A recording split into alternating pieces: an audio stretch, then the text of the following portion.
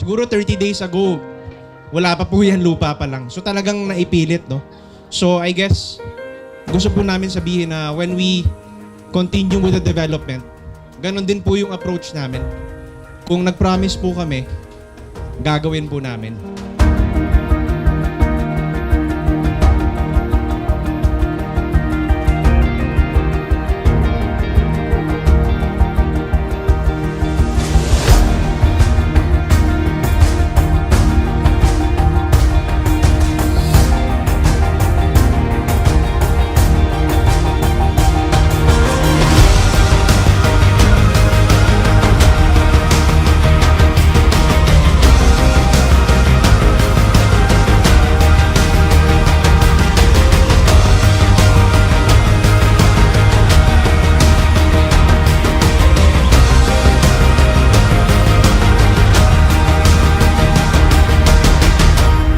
Hopefully, pag mag-grand launch na po kami next year, nakatayo na yung model unit po dyan.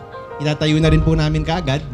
And sana po pumunta rin po kayo when we invite you para po masaya po yung celebration natin.